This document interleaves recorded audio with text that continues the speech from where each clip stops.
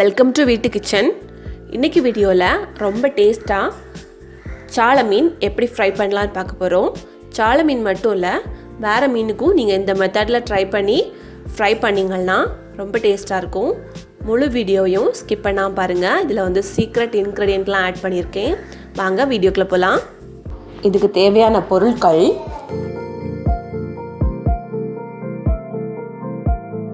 எங்கள் சேனலை இது வரைக்கும் நீங்கள் சப்ஸ்கிரைப் பண்ணாமல் இருந்தீங்கன்னா சப்ஸ்கிரைப் பண்ணுங்கள். சப்ஸ்கிரைப் பண்ணிவிட்டு பக்கத்தில் இருக்கக்கூடிய பெல் ஐக்கானையும் ப்ரெஸ் பண்ணுங்கள். அப்போ தான் நாங்கள் போடக்கூடிய வீடியோஸ் உங்களுக்கு நோட்டிஃபிகேஷன்ஸில் வரும். பாருங்கள், சால மீனை இந்த மாதிரி நல்லா வாஷ் பண்ணிவிட்டு அதுக்கு செவலெல்லாம் எடுத்துட்டு இந்த மாதிரி கட் பண்ணி வச்சுக்கணும். ரொம்ப கட் பண்ணி துண்டாக எடுத்துக்கூடாது, சதையை மட்டும் லைட்டாக கத்தி வச்சு கீறி விட்டுக்கணும். இப்போ நமக்கு உள்ள மிளகு நல்லா பிடிக்கும். ஸோ இதே மாதிரி நான் எல்லாத்தையும் க்ளீன் பண்ணி கட் பண்ணி வச்சுருக்கேன். இதுக்கு தேவையான அளவுக்கு சால்ட் சேர்த்துக்கலாம். நான் 1 ஸ்பூன் அளவுக்கு சேர்க்குறேன். கூடவே 2 ஸ்பூன் மிளகாய் தூளும் சேர்க்குறேன். அப்புறம் 1 ஸ்பூன் மஞ்சள் தூளும் சேர்க்குறேன். இது கூடால நம்ம அடிஷ்னலாக ஒரு சீக்ரெட் இன்க்ரீடியன்ட் சேர்க்க போகிறோம். அதுக்கு நாம் 2 கொத்து கருவேப்பிலை, 1 துண்டு இஞ்சி, 10 பல்லு பூண்டு, அப்புறம் ஒரு 5 போல் மிளகு, 2 ஸ்பூன் ஜீரகம் இவ்வளோ எடுத்துருக்கோம். இதை நாம் ஃபஸ்ட்டு இடிக்க போகிறோம். அதுக்கு நாம் ஒரு இடிக்கல் எடுத்துருக்கோம். அம்மி இருந்தால் அம்மியில் அரைச்சிக்கோங்க, இல்லைனா மிக்சியில் போட நம்ம அரைச்சிக்கலாம். அதில் ஃபஸ்ட்டு நாம் ஜீரகத்தையும் மிளகையும் சேர்த்து நல்லா தள்ளி எடுத்துக்கணும். நல்லா நைஸாக அரைக்கணும்னு இல்லை, குறகுறன்னு அரைச்சாலே போதும்.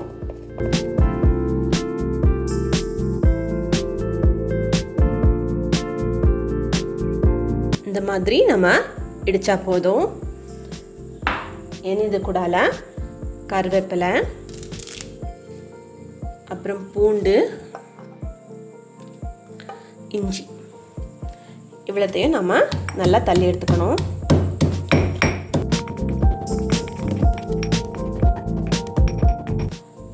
நம்மளோட சீக்ரெட் இன்க்ரீடியண்ட்டை இதில் போட்டுடலாம்.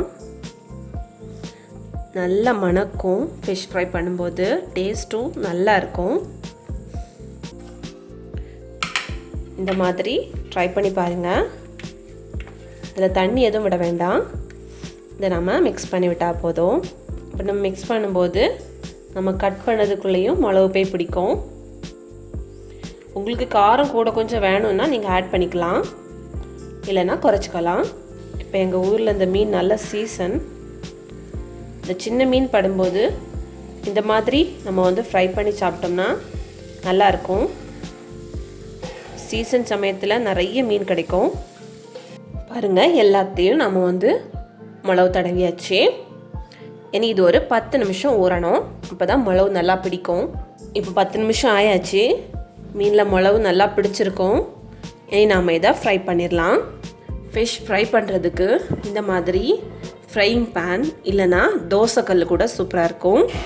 அதில் கொஞ்சம் போல் தான் ஆயில் விட்டுருக்கேன். நம்ம ஷாலோ ஃப்ரை தான் பண்ணணும், அப்போ தான் டேஸ்ட் நல்லாயிருக்கும். ஃபஸ்ட்டு நாம் இந்த மாதிரி ஒரு கொத்து கருவேப்பிலையை ஃப்ரை பண்ணி எடுத்துக்கணும்.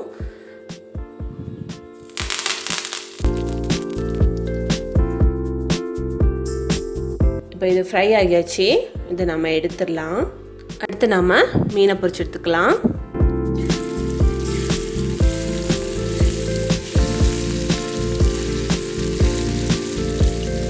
இனி இதை மூடி வச்சுக்கலாம், இல்லைனா தெறிக்கும். ஓப்பன் பண்ணி பார்க்கலாம். இந்த ஃபிஷ் ஃப்ரை பண்ணும்போது கொஞ்சம் கவனமாக இருக்கணும், தெறிக்கும். அதனால் ஓப்பன் பண்ணும்போது ஃப்ளேம் சிம்மில் இருக்கிறத கவனிச்சுக்கோங்க. இந்த மாதிரி பக்கம் மாற்றி விட்டுக்கலாம்.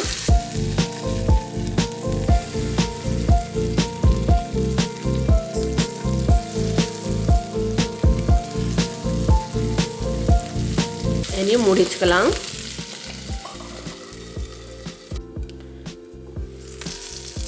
இப்போ இது ஃப்ரை ஆகியாச்சு. பாருங்கள், சில பேருக்கு நல்லா கொஞ்சம் கரிஞ்சா பிடிக்கும் அப்படின்னா கூட கொஞ்சம் வச்சுக்கலாம். இது வந்து மீடியமாக இருக்குது, உள்ள நல்லா வெந்து இருக்குது. இதை நம்ம எடுத்துடலாம். பாருங்கள், கொஞ்சம் கரிஞ்சி வேணும்னா நீங்கள் கூட கொஞ்சம் வேக வச்சுக்கலாம். இதை இப்போ நம்ம எடுத்துடலாம். பாருங்கள், நம்மளோட ஃபிஷ் ஃப்ரை சூப்பராக ரெடியாகி இருக்குது. இந்த மாதிரி ஃப்ரை பண்ணி சாப்பிட்டு பாருங்கள், நல்ல டேஸ்ட்டாக இருக்கும். இதை நீங்கள் உங்கள் வீட்டில் ட்ரை பண்ணி பாருங்கள். ட்ரை பண்ணி பார்த்து உங்களோட கமெண்ட்ஸை எங்களுக்கு சென்ட் பண்ணுங்கள். இந்த வீடியோ பிடிச்சிருக்குன்னு நினைக்கிறேன். இந்த வீடியோவை நீங்கள் லைக் பண்ணுங்கள், ஷேர் பண்ணுங்கள். மறக்காமல் வீட்டு கிச்சனை சப்ஸ்கிரைப் பண்ணுங்கள். தேங்க்யூ.